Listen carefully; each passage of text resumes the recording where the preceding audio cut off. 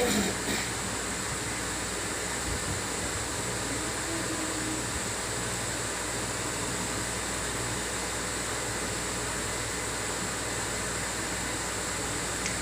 Ma'am.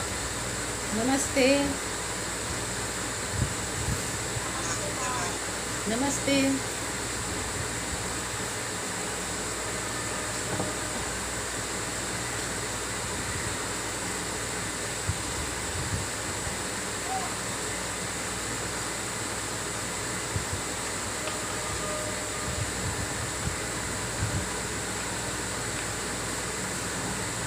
कल की पढ़ाई हुई, पदों को पढ़ा आपने फिर से?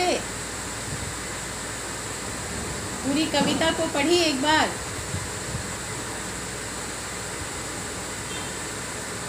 यस मैम, कल अच्छे से समझ में नहीं आ रहा था, लेकिन फिर से पढ़ा ना तो आ गया।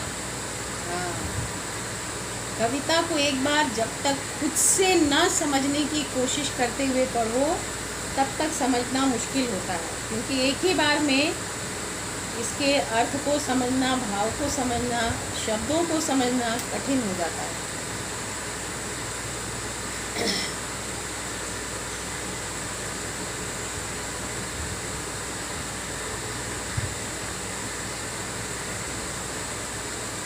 तो कल हम कहाँ तक पढ़ चुके थे? कौन सा पद कर लिया था हमने? 1 2 3 4 का 4 हमने कर लिया था शायद, है ना? तो मैम चौथा स्टार्ट करवा रही थी आप, लेकिन नहीं हुआ था। अच्छा, चौथा शुरू ही कर रहे थे हम लोग।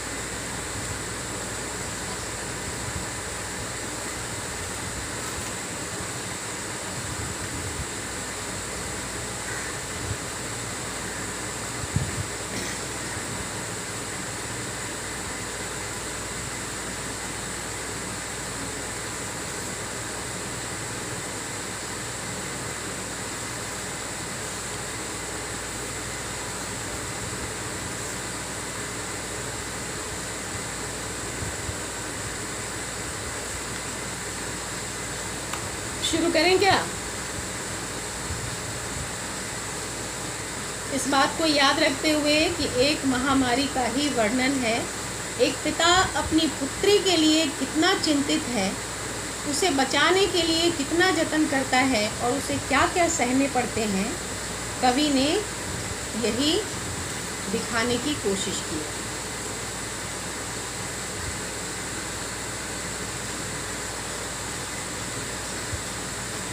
क्रमशः कंठ क्षीण हो आया, शिथिल हुए अवयव सारे।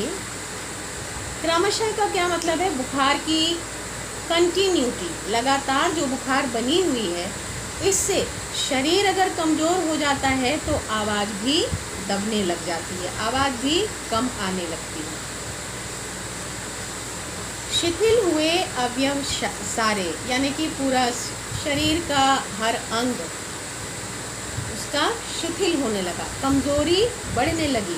उठकर बैठना, चलना, अपने हाथ से खाना, बोलना, सब कुछ कठिन होने लगा। बैठा था नव नव उपाय की, चिंता में मैं मन मारे। नव नव मतलब नया नया। कोई भी आदमी बीमार पड़ जाता है तो घर के सारे लोग अपने उपाय सोचने लगते हैं कि हम क्या करें, और मिलने वाले भी आते हैं अगर जान के कि आप किसी दिक्कत में पड़े हो तो वो भी आपको सलाह देते हैं। तो कई बार तो आदमी कहता है कि डॉक्टर की सुने या आपकी सुने। नहीं, सुन तो सबकी लीजिए, सभी आपके शुभचिंतक हैं, आपका भला चाहते हैं, इसलिए वो एक से एक उपाय अपने अनुभव के आधार पर देते हैं। अब किसी को बहुत बुखार है तो कोई कहेगा उसके सिर पर पट्टी रखिए। आपकी आवाज़ नहीं आ रही। माइक तो मेरा अनम्यूट है, बिल्कुल नहीं आ रही। हाँ, आ रही है, चलिए। यस मैम, अब आ रही है। अच्छा, कुछ नेट का प्रॉब्लम हो सकता है। तो नव नव उपाय, नया नया, नव नव को अंडरलाइन कीजिए, नया नया अलग अलग तरीके का उपाय सोचना। यानी कि तबीयत खराब हो जाने पर हर आदमी अपने अनुभव से या अपने ज्ञान से कुछ कुछ ऐसा, डॉक्टर ने दवा दे दी, उसके बाद ऐसा कोई नहीं करता, किसी के घर में नहीं होता कि इनको दवाई दे दो, दवाई खिला दो, उसके बाद चलो इत्मीनान से घूमने चले जाते हैं कहीं। किसी के घर में ऐसा होता है? होता है कि कोई बीमार हो गया और उसको दवाई दे देने के बाद लोग निश्चिंत हो जाते हैं कि अब तो ये ठीक हो ही जाएगा। ऐसा नहीं होता है। डॉक्टर को दिखाने के बावजूद लोग उसके साथ लगे रहते हैं, उसका सिर सहलाना, उसके साथ बैठ के बातें करना, उसको अकेलापन महसूस नहीं होने देना, थोड़ा पैर दबा देना, समय समय पर थोड़ा कुछ कुछ खिला पिला देना, जिससे कि उसको कमज़ोरी ना आए, उसका स्वाद ना बिगड़ जाए। तो इस तरह किसी भी रोगी की सेवा कोई भी करता है। तो यहाँ तो एक पुत्री है, पिता के हृदय पर क्या बीत रही है इसकी जानकारी पिता ही को हो सकती है। तो वो मन मार के बैठा हुआ है, पिता जो है वो मन मार के बैठा हुआ है और कुछ कुछ बातें सोच रहा है कि हम क्या करें, कैसे करें कि बेटी ठीक हो जाए। जान सकाना प्रभात सजग से हुई अलस कब दोपहरी। चिंता मग्न, ऐसी चिंता में मग्न है कि वह जान नहीं सका कि सुबह से कब दोपहर हो गई। प्रभात सुबह, अलस दोपहरी, सजग, प्रभात सजग, जब आदमी सुबह उठता है तो उसके अंदर एनर्जी होती है, वो सजग होता है, ऊर्जा के साथ काम करता है। लेकिन जैसे जैसे दोपहर होने लगता है वैसे वैसे उसके अंदर आलस, थकान की भावना बढ़ने लगती है और आदमी थोड़ा आराम करना चाहता है। कई बार दोपहर में 1 घंटा सो लेने, आधा घंटा सो लेने से हम फिर से एकदम ताजगी महसूस करने लगते हैं। तो चिंता मग्न पिता ये नहीं जान सका कि सुबह से दोपहर कैसे हो गई। स्वर्ण धनों में कब रवि डूबा, कब आई संध्या गहरी। स्वर्ण घनों में बादल है जिस पर सूरज की सुबह की सुनहरी किरणें पड़ती हैं और शाम की सुनहरी किरणें पड़ती हैं तो बादल भी कैसा लगने लगता है, सुनहरा, सोने के समान। तो बादल भी कब सुनहरा हुआ, कब सूर्यास्त हुआ, संध्या आ गई, गहरी हो गई, मतलब रात का भी आगमन हो गया, इसको समय का कोई आभास नहीं हुआ। यानी कि चारों प्रहर आ गए पर यह चिंता मग्न पड़ा हुआ है कि बेटी को कैसे ठीक करे, है ना। ये एक पिता की बीमार बेटी के लिए चिंता की अवस्था है, जब उसको रात दिन सुबह शाम कुछ समझ नहीं आ रहा, बस वो यही प्रार्थना कामना कर रहा है या कुछ कुछ उपाय लेकर बैठा है कि मेरी बेटी स्वस्थ हो जाए। ठीक है, चलो लिखो कि बिना लिखे काम चल जाएगा।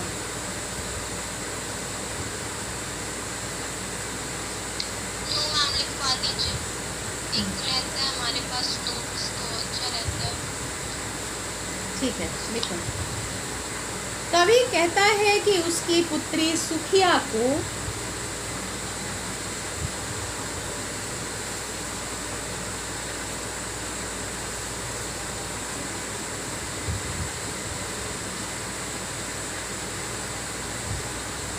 तेज बुखार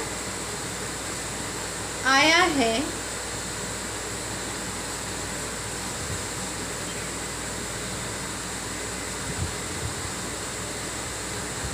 उसका शरीर तप रहा है,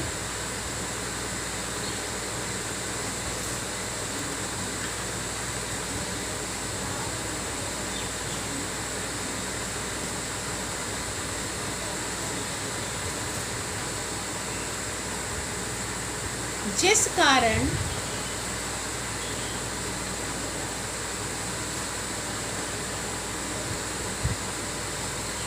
उसकी आवाज भी क्षीण हो गई है।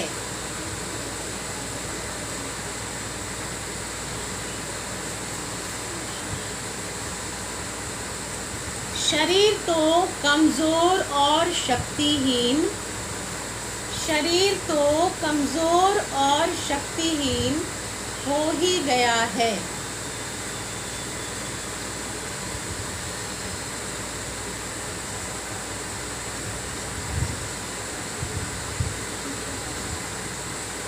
पिता ने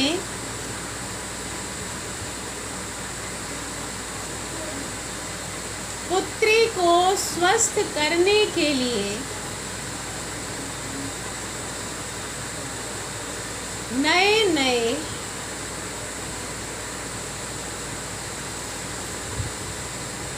अनेक उपाय किए,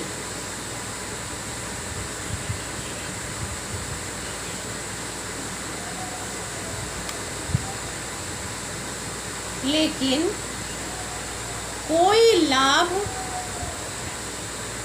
नहीं दिख रहा था। कोई लाभ नहीं दिख रहा था।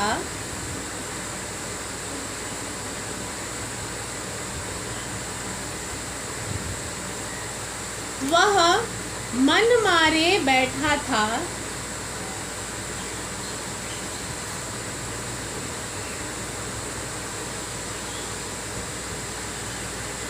समय के बीतने का उसे कोई अंदाजा नहीं था।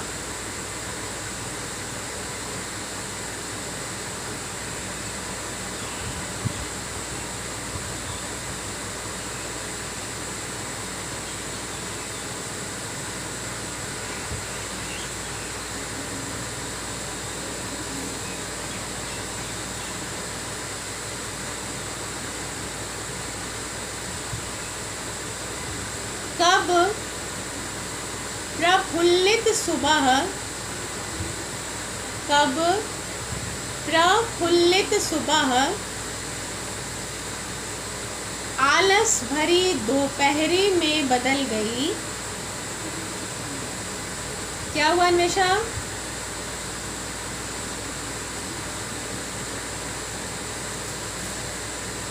सुन पा रहे हो मुझे? कब कब प्रफुल्लित सुबह, इसी में ना ज्वाइन करके। हाँ इसी में अभी तो आधा ही लिखे हम लोग। कब प्रफुल्लित सुबह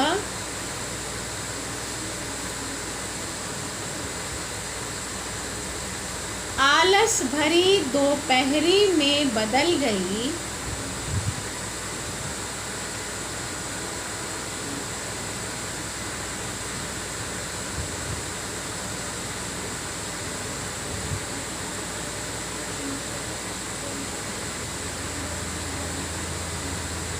और कब सूरज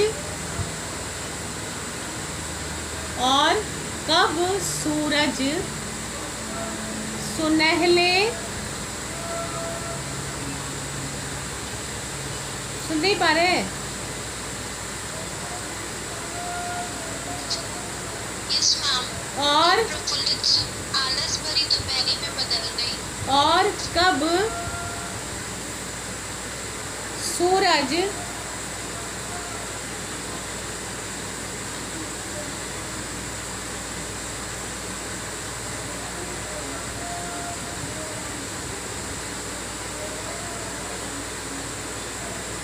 सुनहले बादलों के पीछे छिप गया।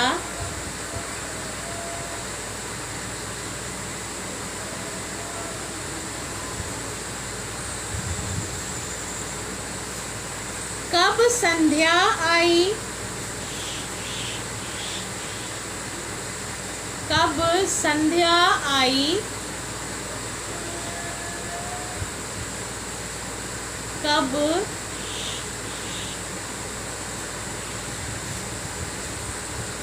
रात का आगमन हुआ।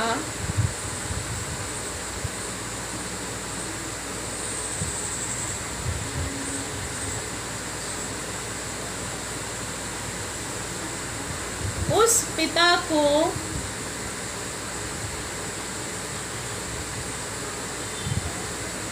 कोई जानकारी नहीं हो पाई।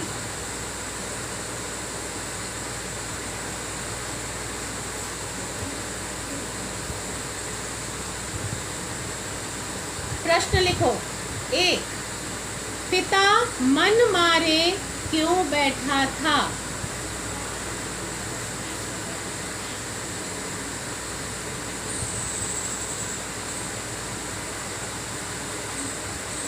2, चिंता में डूबा हुआ पिता क्या न जान सका? चिंता में डूबा हुआ पिता क्या न जान सका?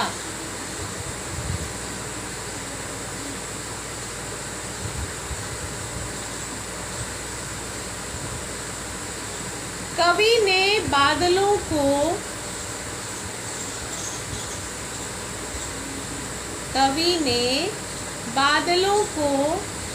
स्वर्ण घन, सुनहरा बादल, स्वर्ण घन क्यों कहा है?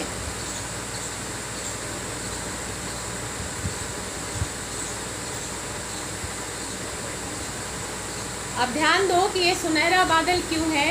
क्योंकि सूर्यास्त के समय सूर्य की किरणों से कैसे रंग दिखाई पड़ती है? सुनहरी दिखाई पड़ती है ना। सूर्योदय और सूर्यास्त के समय किरणें सुनहरी दिखाई पड़ती हैं। तो जब बादल पर ये किरणें पड़ती हैं तो बादल का रंग भी सुनहरा हो जाता है।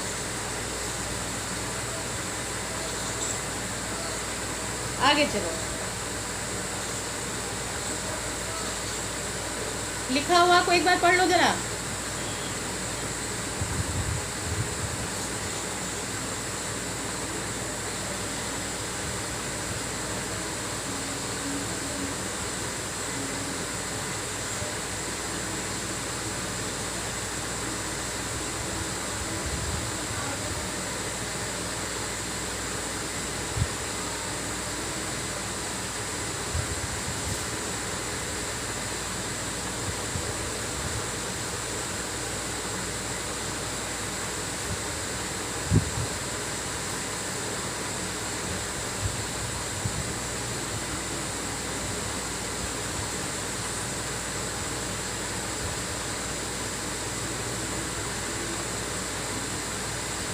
चलो बढ़े आगे।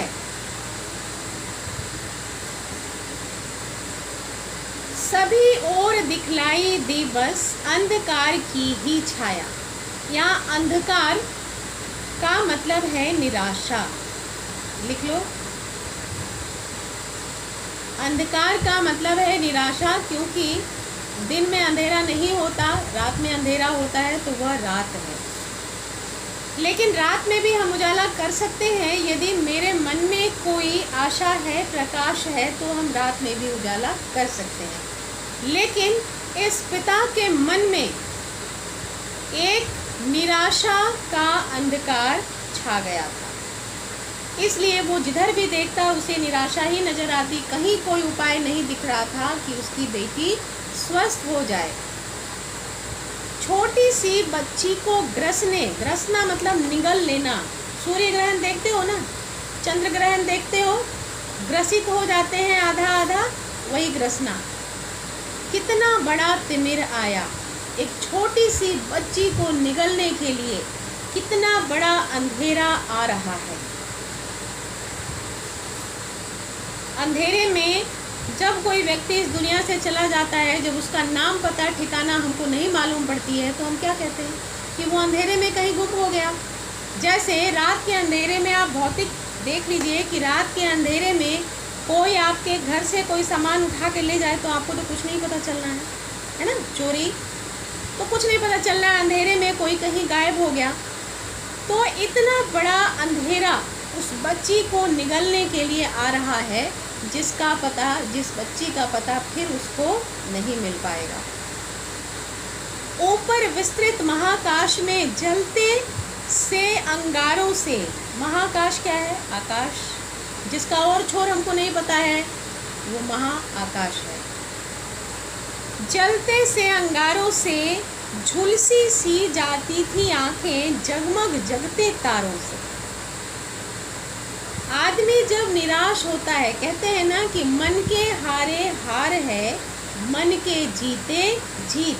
तो मन को कभी हारने नहीं देना चाहिए, निराशा को पास नहीं आने देना चाहिए, आशा का दीपक सदैव जला के रखना चाहिए। ये 3 चीज़ें हमारे जीवन का सहारा है, संबल है, शक्ति है। यदि मन हार जाता है, और आदमी को भावुकता में बेवजह नहीं पड़नी चाहिए, क्योंकि ये जीवन व्यवहार है। आप भावुकता में पड़ जाते हो तो देखते हो कि आप बीमार महसूस करने लगते हो। क्यों? अंदर का प्रेशर खत्म हो जाता है ना। एक शक्ति जो होती है, एक दबाव जो होता है हमारे ऊपर, हमारे मनोबल जो होते हैं, वो हमको जीवित रखते हैं। लेकिन जब कभी हम भावुक हैं, हम सोचते क्या मिला हमको ज़िंदगी में क्या मिलना है, क्या मिलना है ज़िंदगी में। जैसे हम कैपेसिटी अपनी रखते हैं, उस हिसाब से हम बढ़ते जाते हैं ना। हमको तैरना नहीं आता है तो हम समुद्र में तैरने की बात तो नहीं सोचेंगे ना कि क्या मिला हमको जीवन में, समुद्र में तो हम तैर नहीं पाए। वो व्हेल मछली के पीठ पर बैठ के तो खेल नहीं पाए, ठीक है। आकाश में हम वो क्या कहते हैं जिसमें पैराशूट लगाकर हम उड़ नहीं पाए, तो हम कोई तो कर रहा है ना। आप उस लायक होते तो आप ही कर लेते। आप जिस लायक हैं उस लायक आप काम कर रहे हैं।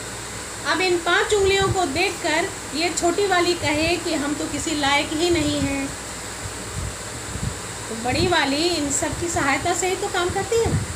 तो जीवन में कभी भी निराश नहीं होना चाहिए आदमी को। यदि वो निराश होता है तो सब कुछ खो देता है, अपना अस्तित्व ही गंवा देता है। हर आदमी, हर छोटा बड़ा आदमी विकास के काम में ही लगा हुआ है। अगर वो शिक्षित होता है, विकसित होता है, तो देश आगे बढ़ता है और वही हमारी गिनती होती है। हम अच्छे घर में रहते हैं। आपको जब भी मन में निराशा की भावना जगे, आप अपने नीचे वालों को ज़रा देखने की कोशिश कीजिए कि क्या सिर्फ हम ही हैं। ऊपर तो मत देखिए, लेकिन नीचे देखिए कि मेरे से नीचे जो लोग रहते हैं, नीचे का मतलब नीचे वाले फ्लोर पर नहीं, मेरी अवस्था से नीचे जो लोग रहते हैं, आपके जेब में 100 रुपया है एक्स्ट्रा, आपको बस से आना जाना है, ठीक है। आपके क्लास में एक ऐसा भी बच्चा होगा जिसके जेब में होगा 20 रुपया, उसमें से 10 रुपया खो गया तो वो बहुत बेचैन हो जाएगा कि हम घर कैसे जाएंगे। उसके पास वो किराया है और एक्स्ट्रा 1 रुपया भी नहीं है। तो आप दोनों की स्थिति में फ़र्क है कि नहीं, है कि नहीं, है ना। तो इसी तरह अपना आकलन करके देखना चाहिए कि हम जिस अवस्था में हैं, भाई नीचे देखो तो क्या क्या है, नीचे तो बहुत बुरी हालत है, नहीं हम बहुत अच्छे हैं, भगवान के शुक्रगुजार हैं कि इस उम्र में ही हम इस अच्छी अवस्था में हैं, तो हमको और आगे जाना चाहिए। और हर आदमी का ये प्रण होना चाहिए कि जीवन में किसी एक व्यक्ति की सहायता हम करेंगे। अब किसी भी प्रकार से आप करिए, जो आपको समझ में आए सो करिए, लेकिन जीवन में किसी एक व्यक्ति की सहायता आप जरूर करेंगे। मंदिरों में जाके प्रसाद चढ़ाना ही बड़ा धर्म और पुण्य नहीं होता है। उससे देखिए कई बार लोग पूजा करते हुए उसी दिए से जलकर मर जाते हैं, कई बार ऐसा भी होता है। तो आप अपने कर्मों के बारे में सोचिए कि हम एक अच्छा कर्म करेंगे और अपने हम नीचे स्तर पर जाके देखें कि कितनी परेशानी है। उनकी परेशानी को हरने में, कम करने में यदि हम एक रत्ती भी मदद कर पाए तो मेरा जीवन सफल है। हमने क्या किया जैसा कोई सवाल नहीं आएगा।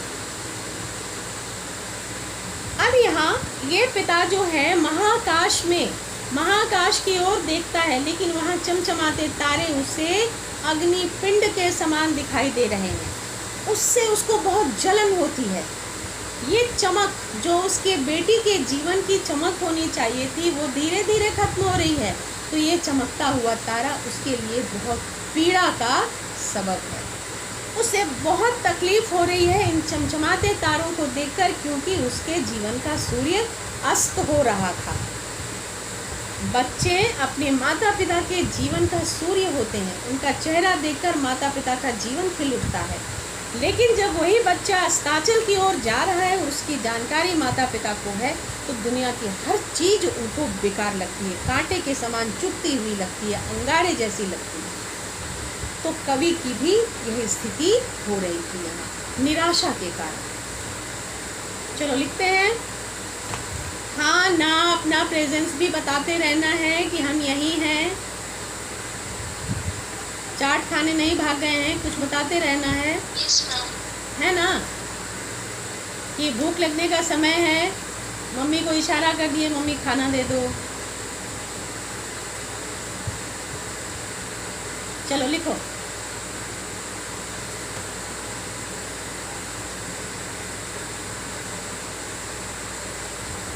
कवि कहते हैं कि पिता के सामने उसकी बीमार पुत्री थी।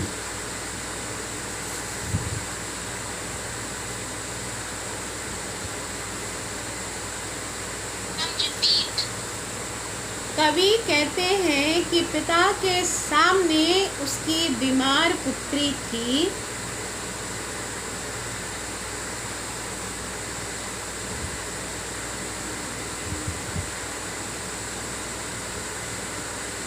जिसे बचाने की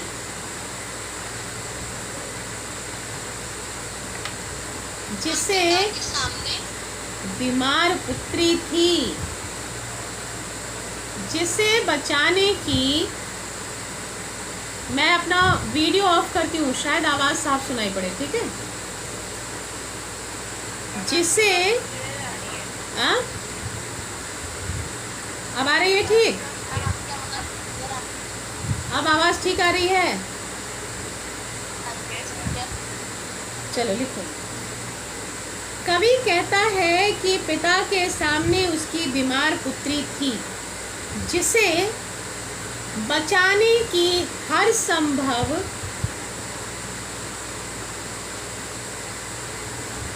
कोशिश करके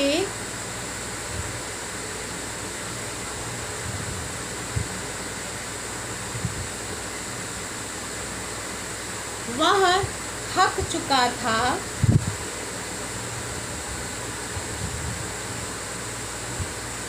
वह थक चुका था, स्वयं को लाचार और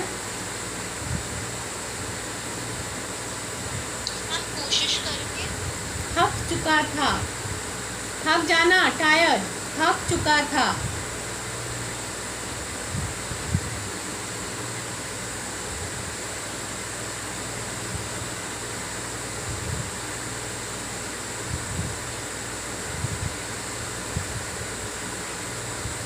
अब वह निराशा में डूब गया था।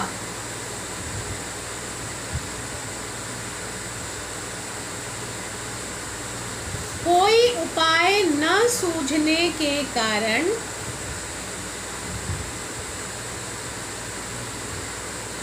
कोई उपाय न सूझने के कारण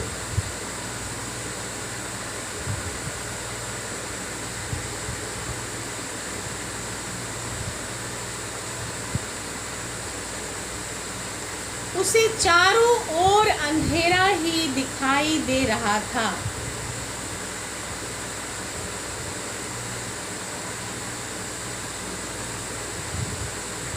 उसे चारों ओर अंधेरा ही दिखाई दे रहा था।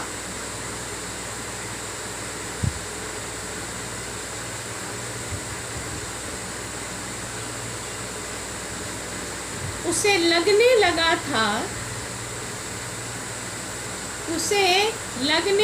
था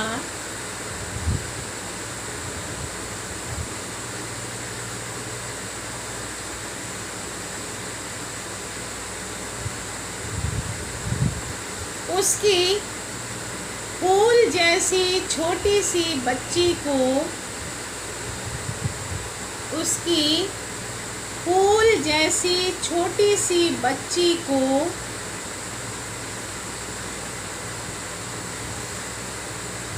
निगल जाने के लिए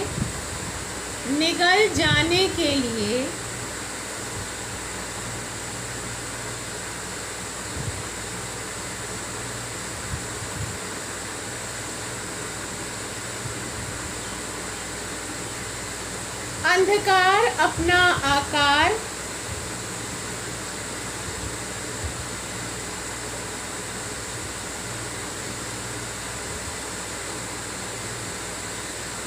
बड़ा करके आया है।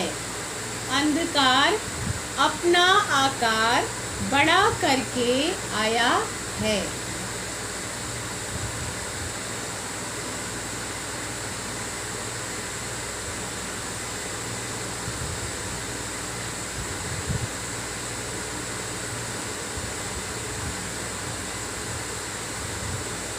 इस शोकाकुल अवस्था में पिता को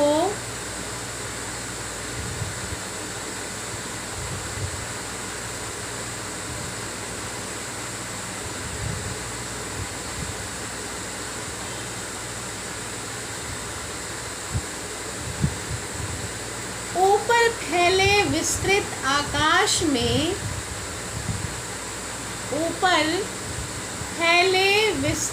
आकाश में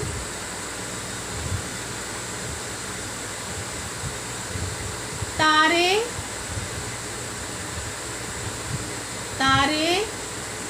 अंगारों के समान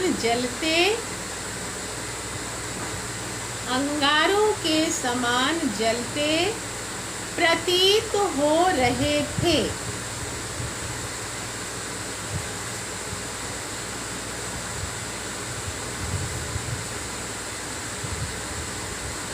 क्योंकि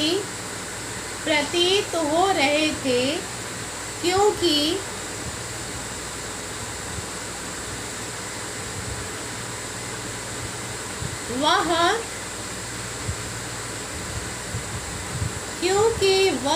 अत्यंत दुखी, हताश और निराश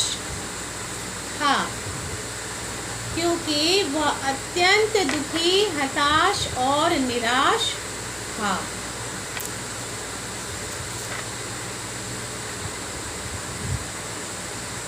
लिख लिए? हाँ ना, कुछ तो बोला करो। चलो प्रश्न लिखो।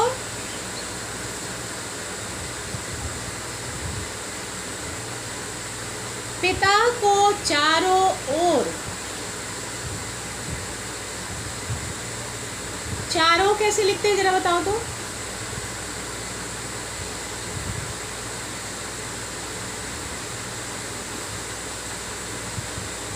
बताओ चारों कैसे लिखते हैं, बताओ।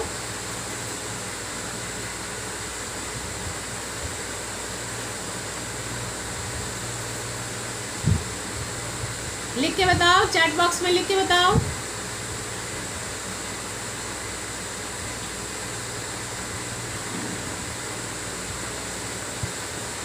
सुन पा रहे हो मुझे?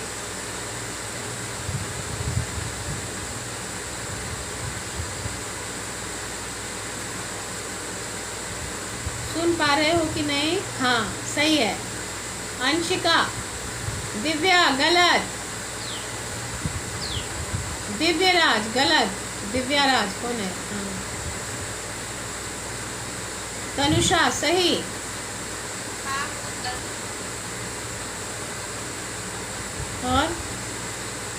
और लिखो जल्दी जल्दी। ये बहुत छोटी छोटी बातें हैं लेकिन बड़ा बड़ा असर डालती हैं। चारों अनुस्वार का प्रयोग होगा। पिता को चारों, हाँ ठीक है दिव्या, ठीक है। अच्छा कोई बात नहीं, ऐसे ही तो गलती हो जाती है कॉपी में भी ना। पिता को चारों ओर अंधकार ही क्यों दिख रहा था? और बच्चों जरा एक्टिविटी की स्पीड बढ़ाइए। बनाना तो सभी को है, नहीं बनाने पर तो नील लिखा जाएगा, नील।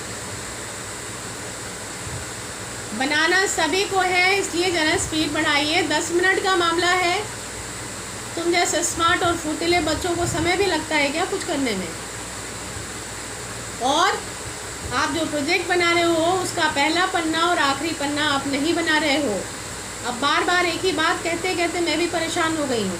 जब आप अपना नाम, रोल नंबर वगैरह का पन्ना बना लेते हैं, उसके बाद वाले स्लाइड में आइए। आप स्लाइड समझते हैं तो स्लाइड में आइए।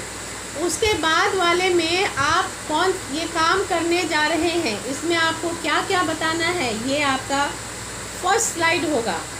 उसके बाद सबसे अंतिम स्लाइड जो होगा, अंतिम पन्ना जो आपका होगा, उसमें इस काम से आपको क्या अनुभव प्राप्त हुआ और आपको थैंक्स कहना है जिन लोगों ने आपको इसमें सहायता की, जिनकी प्रेरणा से आप बना रहे हो, उनको धन्यवाद कहना है। ये 2 पन्ना आपका नहीं होता है तो 2 नंबर वैसे ही चला जाता है। समझ आ रही है बात? ये बात अपने सभी मित्रों को बता दें, क्योंकि क्लास में आने में भी लोगों को निमंत्रण भेजना पड़ रहा है, वो भी निमंत्रण पत्र पढ़ते नहीं हैं। अब क्या वजह है तो ये वही बता सकते हैं। ठीक है, तो ये 2 काम, स्पीड, एक्टिविटी की स्पीड बढ़ाइए, जल्दी जल्दी बनाइए, और दूसरा प्रोजेक्ट का काम अच्छे से करिए। आपको एकदम फुल मार्क्स मिल जाना चाहिए। काम अच्छा कर रहे हो लेकिन ये 2 कमी उसमें आ जा रही है, इसको ऐड कर लेना है। आप आपस में भी एक दूसरे को बता दीजिए। ठीक है, दूसरा प्रश्न है, पिता के अनुसार अंधकार का आकार कैसा था और क्यों? पिता के अनुसार अंधकार का आकार कैसा था और क्यों?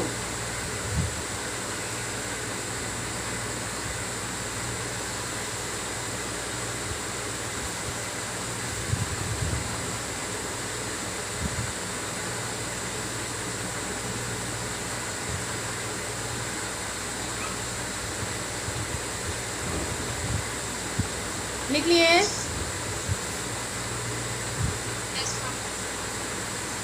तीसरा प्रश्न, शोक संतप्त यानी कि जो पिता इतना दुखी है, पिता को आकाश के तारे कैसे प्रतीत हो रहे थे? शोक संतप्त पिता को आकाश के तारे कैसे प्रतीत हो रहे थे?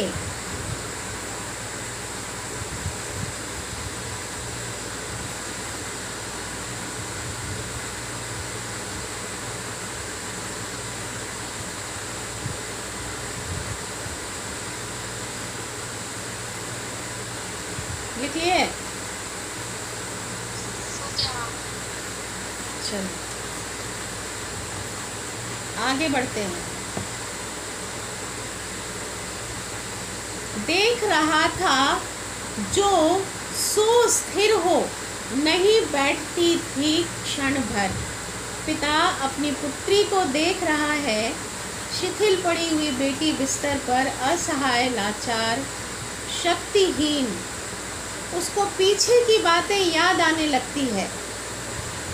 सुस्थिर, आपके भी घर में आप सुनते होंगे कि स्थिर होके बैठा नहीं जाता है तुमसे, कुछ ना कुछ हलचल करते ही रहते हो। कभी इधर जा रहे हो, कभी उधर जा रहे हो, ये छूते हो, वो निकालते हो, ये पूछते हो, वो देखते हो। ठीक है, तो इसमें अस्थिरता है, हलचल है, हर समय आप चंचलता करते नजर आते हो। नहीं बैठती थी क्षण भर।